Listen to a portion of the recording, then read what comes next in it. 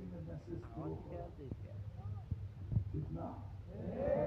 ওরা চীনে মাদক আর কিচ্ছু চিনে না। জান্নাত চিনে। আমার জাতীয় জান্নাত চিনে না। আজকে মুসলমানই জান্নাত চিনে না।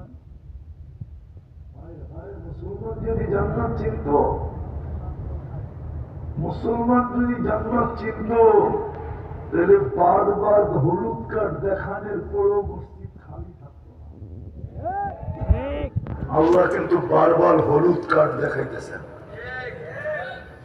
গ্রিন কার্ড দিয়ে তো আমাদেরকে জন্ম দিছেন, আজকে সকালে হলুদ কার্ড দেখাইছেন। এটা হলুদ কার্ড, লাল কার্ড এখনো আসে নাই। আল্লাহ চায় না যে আমি লাল কার্ড দেখাই। কোরআন এটাই বলে, লিউযীকাহুম বা'দাল্লাযী আমিলু লাআল্লাহুম ইয়ারজিউন। আল্লাহ বলে হলুদ কার্ড দেখাইতেছি যদি ফিরে আসো।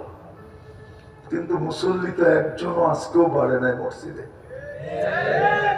বাড়ছে নাকি? হ্যাঁ, মসজিদ তো মুসল্লি বাড়তেছে না। হলুদ কার্ড তো ঢাকাওয়ালাদেরকে দেখাইতেছে, সারা বাংলাদেশকে দেখাইতেছে। নইলে গত বৃহস্পতিবার, আজকে বৃহস্পতিবার, কোন বৃহস্পতিবারে ভূমিকম্প, শুক্র শনি রবি টানা 3 দিন ভূমিকম্প। কেন? জমিন হেলে কেন? জমিনের ভারসাম্যতা নষ্ট হইতেছে কেন? আরে আমাকে যুক্তি দিয়া বোঝান, কোরআন হাদিস দরকার নাই।